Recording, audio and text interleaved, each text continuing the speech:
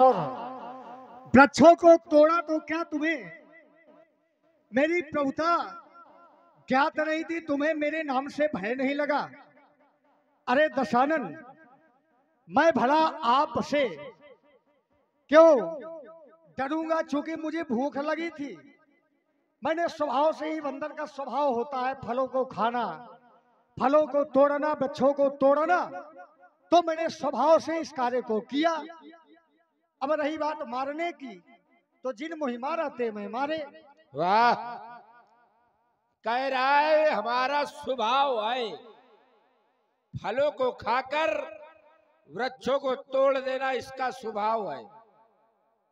जहां तुम रहते हो वहां तुम्हारे प्रकार के अनेकों अनेक बंदर है, वहां तो वन बचा ही नहीं होगा, सारे वनों को तुमने तोड़ डाला होगा। क्यों? कोई वन बचा है? वहां सब खंडर कर दिया होगा। वन की बात करते हो, वहां पे तो मधुबन भी है। मधुबन है, हाँ। तो वहां नहीं तोड़ा, यही क्यों तोड़ा? क्या यही स्वभाव परिवर्तित हुआ? वहां स्वभाव नहीं था तुम्हारा ये? यहाँ तोड़ने का एक विशेष कारण। कौन सा कारण? वही ज्ञात करना चाहते हैं। यहाँ पर आ करके बोलते हो वहां पर क्या कोई बाग नहीं है? देखिए मैं आपको बता दूं, कोई भी व्यक्ति अगर कोई भी कार्य करता है तो उसके कार्य करने का विशेष कारण होता है। अब मैंने यहाँ पर आकर के आपके वृक्षों और आपके बगीचे का उजाड़ा, तो आप कहते हैं वहां पे करना चाहिए था ये कार्य, लेकिन कहीं ना कहीं दोष आपका है। अगर आप माता मैथिली का हरण नहीं करते तो ना ही मेरा आगमन यहाँ होता, और ना ही आपका पुत्र अक्षय कुमार, बहुत बड़े वीर हो ना, तुम्हारा पुत्र भी बहुत बड़ा वीर था, तो ना ही तुम्हारा अक्षय कुमार मारा जाता और ना ही तुम्हारी वाटिका उजाड़ी जाती। और तुम ऐसा करते नहीं करते तो जो आगे भविष्य में ऊपर जाने वाले हो ना, वो भी होने वाला नहीं था। अच्छा, भविष्य वक्ता भी हो? बिल्कुल। तुमने कार्य ऐसा किया है कि महाप्रभु का आदेश नहीं है, नहीं तो तुम्हें दिखता अभी होने वाला क्या है। वरना क्या करते? अभी पता लग जाएगा। बांध कर लाए गए हो, कह रहे हो अगर ऐसा ना करते तो हम ना आते, वृक्ष नहीं तोड़ते, तुम्हारे पुत्र को नहीं मारते। वाह, अभी कह रहे थे स्वभाव है हमारा, स्वभाव के कारण हमने तोड़े हैं। भूख लगी थी। अरे भूख लगी थी तो हमारे घर आते, भिक्षा मांगते, हम तुम्हें देते खाने को, तुम्हारी भूख को शांत कर देते। स्वभाव तुम्हारा नहीं, इसका कारण कुछ और है, उस कारण को तुम बताना नहीं चाहते। कहते हो भूख लगी थी, हमारे घर आकर के भिक्षा लेते। बिल्कुल। बारे दानी खुद योगी बन करके दूसरे के यहाँ भिक्षा लेता है जाके। आवा निकट जति के भैसा, क्या तुम पंचवटी में नहीं गए थे बाबा बन के वहां पे भिक्षा मांगने? खुद भिक्षा मांगने वाला, खुद चोरी करने वाला दूसरे को ज्ञान दे रहा है, मेरे यहाँ आओ, मुझसे भिक्षा मांगो, मैं तुम्हें दूंगा। अरे कुछ तो बोलो, सोच समझ के बोलो। यहाँ की बातें ना छोड़ो, वहां हम गए थे भिक्षा मांगने। हमें सुनो, हमें कोई फल की आवश्यकता थी, वह फल हम लेके आए। हमने भिक्षा मांगी, वो फल मिला हमें, उसको लेकर आए। फल मिल गया? बिल्कुल। कौन सा फल मिल गया? जिस लिए हम गए थे, कौन सा फल मिल गया? कौन सा फल मिला? खरदूषण मारे गए वो फल मिला? खरदूषण उसके पहले मारे गए। अच्छा, ना कि भिक्षा लेने के बाद। हाँ हाँ हाँ हाँ। अक्षय कुमार मारा गया, क्या फल मिला? अक्षय कुमार मारा गया, वो फल मिला? ये फल तुम्हें मिला कि तुम्हें बांध कर यहाँ लाया? ये बांध कर कैसे? खरदूषण किसरा मारे थे, तभी तो किसी को हर कर हम लाए थे।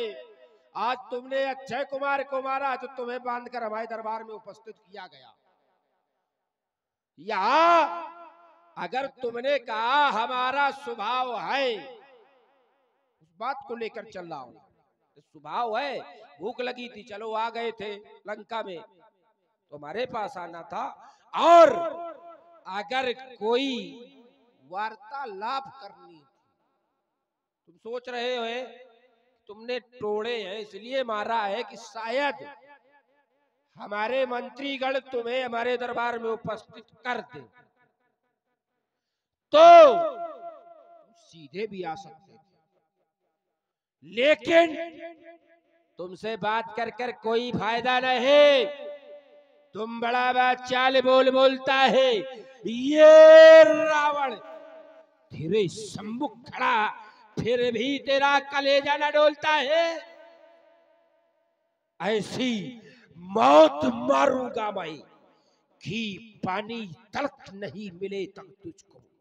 तूने पुत्र को मारा है तो तेरा भी वध आज अवश्य करूंगा मैं। रात से बात इसे मृत्युदंड दिया जाए, इसके प्राण हर लिए जाए। सुनत बचन पुनि मारन धाये, सच बन सहित विभीषण आए। ठहरो, आओ आओ भ्राता विभीषण आओ। आप क्या करने जा रहे हैं? आप तो राजा है और राजा होकर के एक दूत का वध करवा रहे हैं। नीति कहती है, नीति विरोध न मारिए दूता। ये दूत अपने को बता रहा है और आप राजा होकर एक दूत का वध करवा रहे हैं। दूत का ये कार्य भी नहीं होता कि जिस राज्य में जाए उसको मारे, उसके राज्य की हानि पहुंचाए। दूत का ये कार्य नहीं होता कि जिस राज्य में जाए उसे मारे। लेकिन इसने ऐसा कार्य किया है, इसलिए ऐसा दंड से देना आवश्यक है। लेकिन दूत को मारना नीति के विरुद्ध है। आज तक किसी ने दूत को मारा नहीं। आप अज्ञानी बन रहे हैं, एक दूत पर वार करवा रहे हैं। दंड देना चाहिए, आन दंड आप दे सकते हैं, पर दूत का वध करना उचित नहीं है। भ्राता विभीषण, इस रावण ने आज तक अपना निर्णय नहीं बदला, लेकिन तुम्हारे समझाने के कारण आज ये दशानन अपना निर्णय बदलता है। ये नहीं कि इससे दूत के कारण, ना तुम्हारे कारण।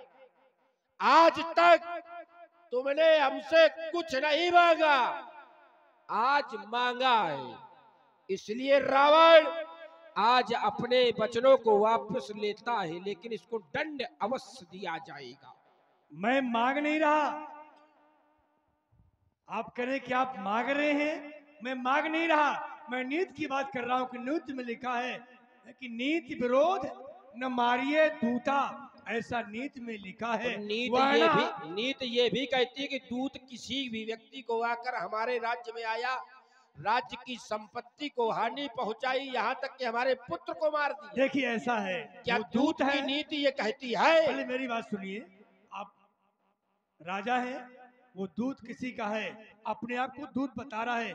किसी का हेत आया, कहीं भी कोई कहीं जाता है, जब उस पर कोई आपत्ति आती है वो स्वतः अपने हाथ चलाता है। उसने कहा भी बंदर ने कि जिन्होंने मुझको मारा है उन्हें मैंने मारा है, और सबको अपनी देह प्रिय होती है। तुमने कहा तुम मुझसे मांग रहे हो, मैं आपसे हाथ नहीं फैला रहा।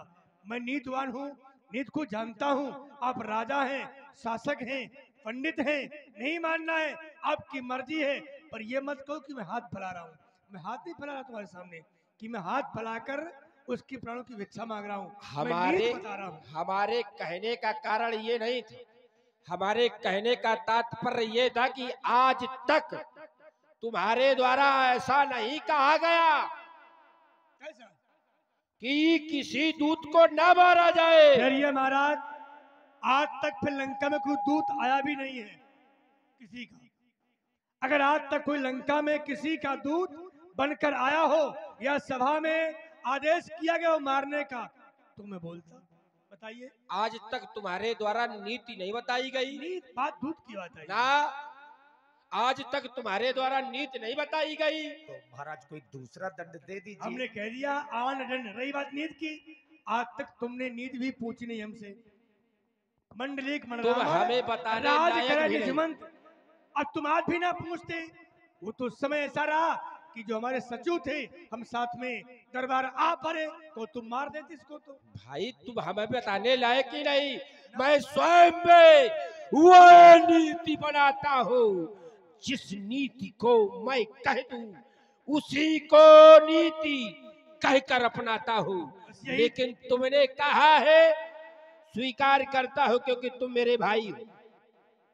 इस कारण आज इस बात को स्वीकार करके इसे मृत्यु दंड से मुक्त करता हूं, लेकिन दंड अवश्य दूंगा। आन दंड का ये गोसाई बहुत से दंड हैं, आप दे सकते हैं। ये बार बार अपनी पूंछ को दिखला रहा है। बंदर को अपनी पूंछ अति प्रिय होती है। ऐसा करो, इसके पूंछ में आग लगा दो। जब इसके पूंछ में आग लगेगी तो ये तिलमिलाता हुआ तड़पता हुआ अपने प्रभु के पास जाएगा। जब इसका प्रभु इसको इस हालत में देखेगा तो वह हमारी प्रभुता को जान जाएगा। इसके पूंछ में आग लगा दी जाए। ठीक महाराज, अभी लगा रहा हूं। चल बंदरा, स्टैंड अप। रहा न नगर चलो। बसन घृत तेला, बाढ़ी पूछे कीन कपि खेला। दूध में आग लगा रहा हूँ, लेकिन मेरे पास माचिस नहीं है। हाँ ठीक, आ गई। खूब रही सा, एक ये तिल्लिया है। हाँ, एक तिल्लिया है। एक कम घुसी हुई तो ले बंदरा।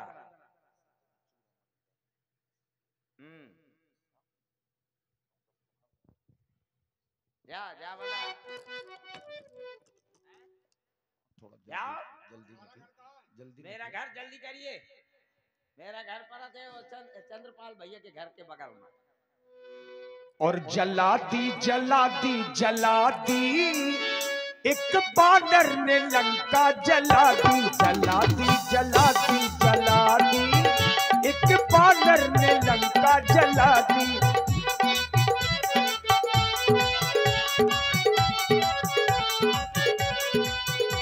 जलाती जलाती जलाती, एक बानर ने लंका जला दी।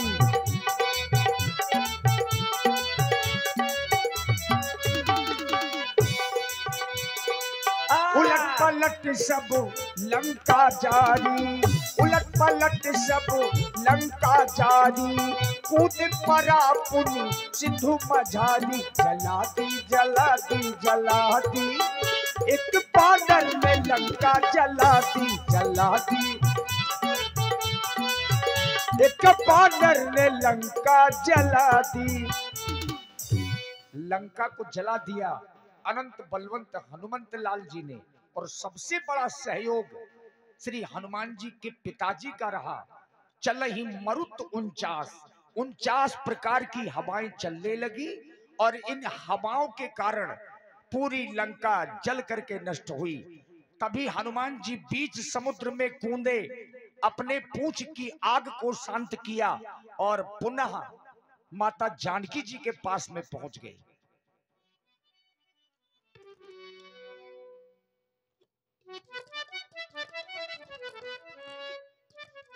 हे मैया पुत्र, अब मैं महाप्रभु की सेवा में जाना चाहता हूँ। मात मोहि दीजे कचीन्हा, जैसे रघुनायक मोहि दीन्हा। जिस प्रकार से एक पहचान आपके लिए महाप्रभु ने मुझे दी थी, ठीक उसी प्रकार से आप भी कुछ पहचान रूप में आप महाप्रभु के लिए भी दे दे। पुत्र, तुम जा रही हो, मेरा हृदय तो नहीं कह रहा कि मैं तुम्हें भेजूं, लेकिन तुम्हारा जाना भी आवश्यक है। स्वामी तक सूचना पहुंचनी चाहिए कि मैं यहां पर हूं। ए बेटा ले लो चूड़ामणि,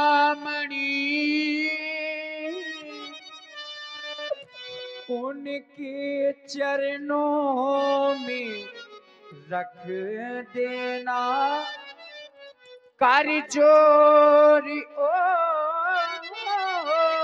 से मेरी तुम इस भांति विनय को कर देना। और कहना क्या है, यदि एक मास के भीतर ही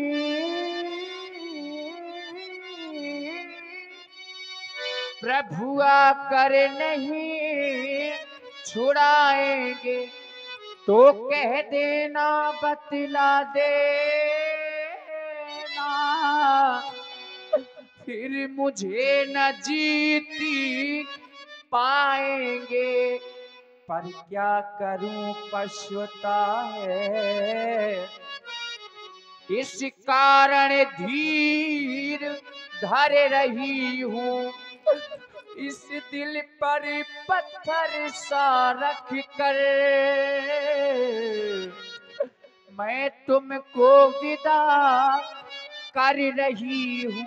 कहना क्या है, जाके हनुमान कहना स्वामी से, हर घड़ी उनको याद करती हूँ, प्यासी मछली सी मैं तड़पती हूँ, न तो जीती हूँ ना मैं मरती हूँ।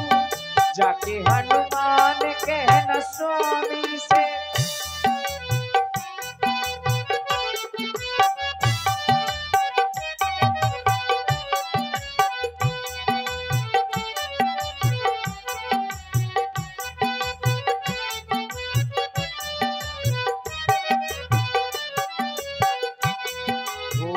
जाके हनुमान कहना स्वामी से, जाके हनुमान कहना स्वामी से, हर घड़ी उनको याद करती हूँ, प्यासी मछली सी मैं तड़पती हूँ, न तो जीती हूँ ना मैं मरती हूँ।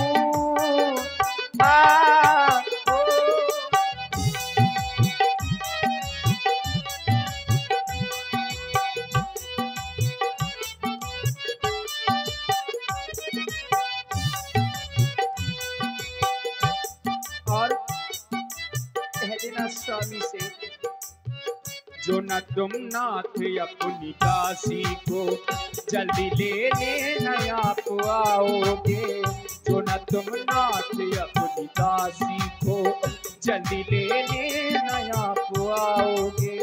देर कर दी जो नाथ आने में, देर कर दी जो नाथ आने में, मुझको जिंदा नया पाओगे, मुझको जिंदा नया पाओ।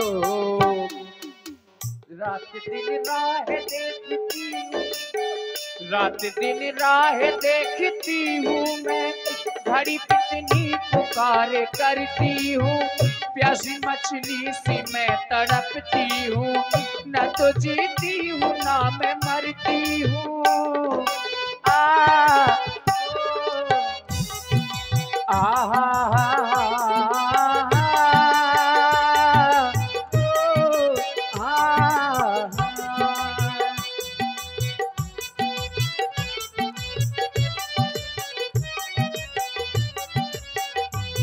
और हनुमान मेरे स्वामी के चरणों में एक विनती भी कर देना। मेरी विनती है इतनी स्वामी से, मेरी इतनी सी बस तमन्ना है, उनके चरणों में मुझको जीना है, उनके चरणों में मुझको मरना है, उनके चरणों में मुझको मरना है, उनके चरणों में मुझको मरना है। जल्दी ले जाए अपनी सीता को, जल्दी ले जाए अपनी सीता को। इतनी फरियाद उनसे करती हूँ, प्यासी मछली से मैं तड़पती हूँ। ना तो जीती हूँ ना मैं मरती हूँ।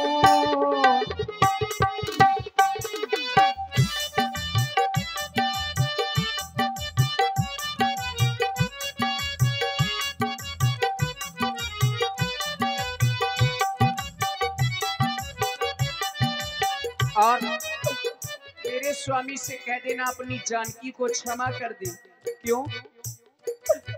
काशी उस रोज अपने स्वामी की उस घड़ी बात मान जो लेती। किस घड़ी? जब मैंने वो मृग देखा था, तब मेरे स्वामी ने कहा था सोने का कभी मृग नहीं होता, लेकिन भेजती ना शिकार करने को, उसका अंजाम जान जो लेती, उसका अंजाम जान जो लेती। जाके हनुमान कहना स्वामी से, जाके हनुमान कहना स्वामी से, मैं उनका इंतजार करती हूँ। प्यासी मछली सी मैं तड़पती हूँ, ना तो जीती हूँ ना मैं मरती हूँ।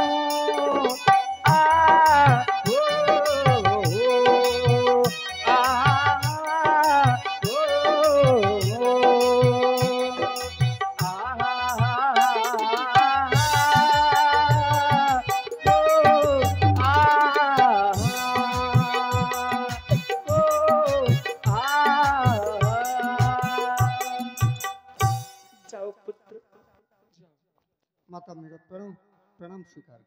और मित्रों, आज की लीला का विश्राम यहीं पर हो रहा है। अब आज रात्रि में आप लोग आगे का प्रसंग देखेंगे, जिसमें श्री लक्ष्मण